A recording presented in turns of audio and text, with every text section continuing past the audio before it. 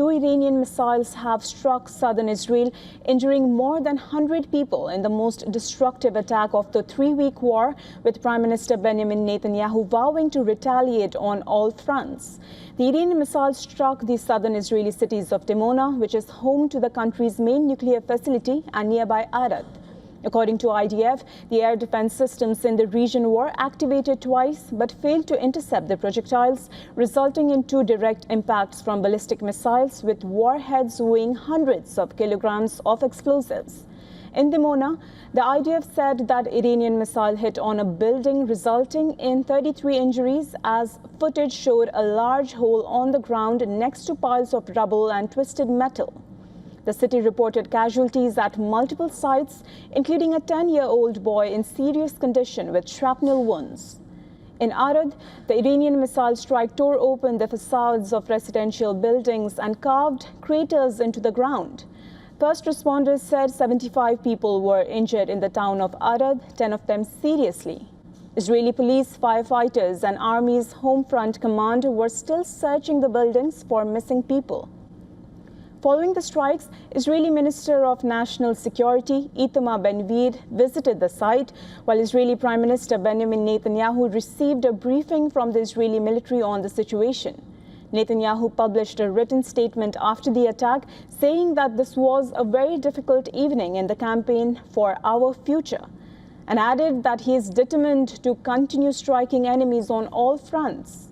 The Israeli city of Dimona is in close proximity to Shimon Peres Negev Nuclear Research Center, but the reactor facility is approximately 13 kilometers southeast of the city itself. The facility is widely believed to be the site of the West Asia's only nuclear arsenal, although Israel has never admitted to possessing nuclear weapons. After the strikes in Dimona, the International Atomic Energy Agency issued a statement saying it did not receive any indication of damage to the Nuclear Research Center in Israel. Iranian state television, however, quickly reframed the strikes as a response to what it said was a strike on Iran's Natanz nuclear enrichment complex earlier in the day. And 2 days ago, a projectile had hit 350 meters away from Iran's Bushehr nuclear power plant as well. UN nuclear watchdog's chief, Rafael Grossi, has reiterated his call for military restraint to avoid any risk of a nuclear accident.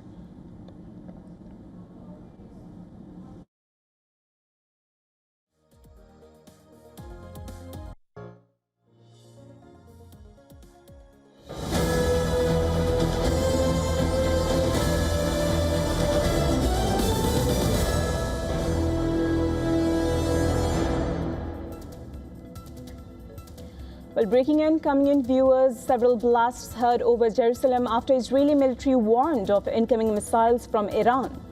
This comes hours after at least 100 casualties were reported from strikes in southern Israeli towns of Dimona and Arad. Emergency medical service say that there are no immediate reports of casualties from the fresh strikes.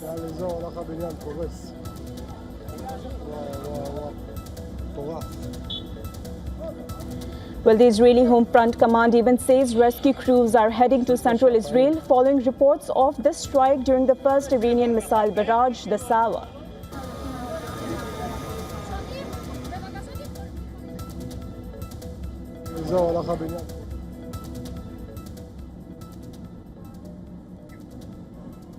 Well, to discuss more on this, we are now being joined by Dr. Saeed Imamian, live from Tehran. He's an assistant professor at Tehran Polytechnic, founder and former director of the governance and policy think tank. Welcome to WION World is One. Pleasure to be with you. Dr. Imamian, we know that the war has now entered its fourth week, with Iranian cities struck, over 1,500 deaths reported inside Iran, more than 21,000 injured, and simultaneous claims of continued large-scale regional operations. So I'd like to know, what is the situation on ground in Tehran? How is Tehran sustaining both domestic resilience under sustained strikes and even external operations? Actually, we are living in a very specific period of time. The most barbaric war on Iran is happening now because the other side is the most convicted genocidal leaders of the world. That's Netanyahu As I said, this is a very specific period of time. So the Iranian society, with regards to a lot of disagreements and this kind of the polarization of the society that we had witnessed before, now they are coming together, a very unified society to defend its dignity and also its sovereignty. Now we are living in Tehran. Tehran is a very big multipolitan city. At the moment is less busy than usual because now we are living in the New Year holiday. As you know, we had Nowruz yesterday. But the Iranian society is very much adapted to the wartime, trying to keep itself very alive and thriving and unified every evening. We have thousands of people in the streets and they are shouting against the enemies. So this is the situation that we never experienced before in last few years. At the same time, in military side, there is a huge retaliation that is happening for Iranian by Iranian military commanders and forces. So it's a kind of the national pride that Iran is the one that could retaliate proportionally to any threat to its sovereignty. Something that happened last evening was a close response, a very, very proportional response to the attack that we had yesterday. But at the same time, still we have a lot of disproportionality in terms of the number of casualties. Because as you know, since the day one, the minute one, more than 160 student girls were massacred by Israelis and Americans. But we never done such a thing within the Zionist regime entity. Something that is happening is very disproportional in terms of the humanitarian casualties that we have been tolerating here in Iran. It's, as I said, one of the most barbaric wars that we have experienced in modern history of the world. That a country that has been attacked unprovokedly without any kind of the threat to U.S. interests anywhere. So it is happening now on the ground, but at the same time, militarily and socially, the Iranian society and military forces are retaliating and responding very well. So it is a kind of the national pride that we are feeling here. At the same time, this is the wartime, and the normal life has been affected a lot. And we are hearing a very, very, very almost daily, very bad news from our relatives and our friends and colleagues that they have been attacked or affected, or some of them they have been killed by the attacks and aggression by the Israelis and Americans. So this is the kind of the national resilience happening now on the ground. It's something that, as I said, we never experienced in the last few years. As you say, Dr. Said, that Tehran is going through all these problems, and just now we heard that Israeli military warned of incoming missiles from Iran, and several blasts were heard over Jerusalem. And the Israeli Home Front Command even says that rescue crews are heading to central Israel following reports of a strike during the first Iranian missile barrage anytime soon. And as we reported earlier, that the Israeli military even says air defenses are currently working to intercept a new wave of Iranian missiles. I'd like to come back to you, Dr. Said. US President Donald Trump has issued a 48-hour ultimatum threatening to obliterate Iran's power plants unless the Strait of Hormuz is reopened. Just yesterday, he had signaled that he was winding down the war. How do you interpret this sequence of escalation threats and reversals? Actually, this is the method that have been already used by Trump and Netanyahu. Just you know that they were the one that who started the war. It was not Iran. So they are going to escalate as much as possible to confirm or to crystallize their victory. That, but on the ground, everyone knows that they have failed. So Iran is going to retaliate for any attack in very proportional way. With regards to the Strait of the Hormuz, Iran has been clear that this is the Iranian rights based on all international laws. Iran and Oman. It is a shared area between Iran and Oman, and these two countries have the right to have a regulatory mechanism on the strait. And as you know, Iran never closed the strait. Even Indian ships have been allowed to pass the strait in last few days because of the close relationship between Iran and India. But I would like to let you know and your audiences that Iranians are very much shocked by the way that Indians have been welcoming to the Israelis as a genocidal enemy. And at the same time, we were very much expecting from Indian government to condemn attack on Iran. But we never heard something proportional from the Indian government. But at the same time, Iran and India has been two civilizations that they have been in touch with each other. And recently, with regards to Iranian permission to Indian ships to pass the Strait of the Hormuz, I think it's a sign of the good relationship and a sign of the regulatory mechanism that is functioning now in the Strait of the Hormuz. So the Strait of the Hormuz is not closed, is regulated for anyone that they are not going to treat Iranian national sovereignty and national security, and it would be working and functioning in this way since now. So the regulatory mechanism is going to be in place, and it's going to work for everyone in peaceful passages of the strait. So Trump's threat, I won't see any chance for him to get in and to push anything by threatening or by escalation. Any escalation would be retaliated in the same proportional way.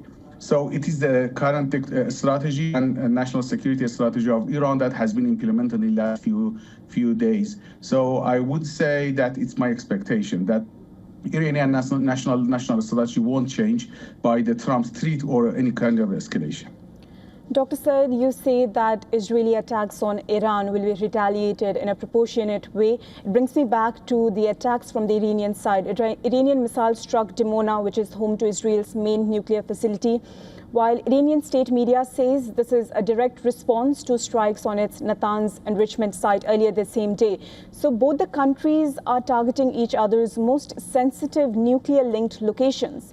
Has this crossed into a deliberate tit-for-tat targeting of nuclear infrastructure? And if that's the case, what is the logic for containing escalation when both sides are now hitting assets that carry far wider regional and global risks? I think this is an inevitable response to a madness strategy that Netanyahu has been following for last few years and also in last few weeks in war on Iran. So they are attacking the most sensitive, the most important infrastructure of Iran. You know that they have attacked the nuclear facilities not only here now, even in the last June's 12 days attack. So Iran never retaliated proportionally. Even the attack that happened yesterday was not on the site itself. So Iran just warned them that it would be very much easily accessible for Iran to attack that infrastructure.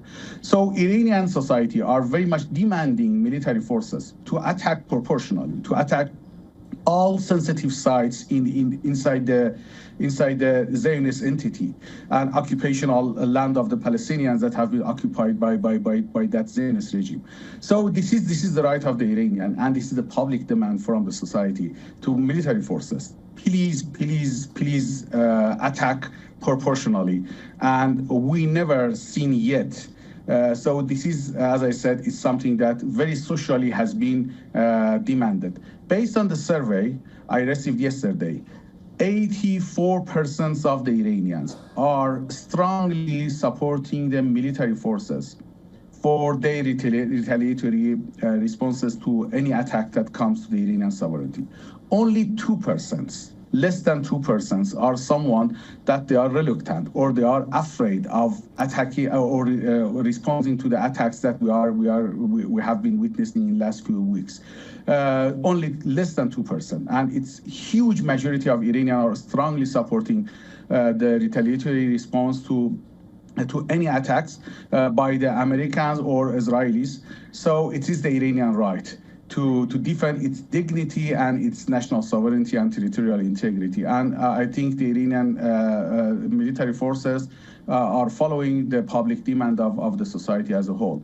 But at the end of the day, this is the escalatory loop that is very dangerous, not only for us, even for the whole region. So this is the fault of the US and Israelis that dragged the whole region into a war, unwanted, unprovoked war.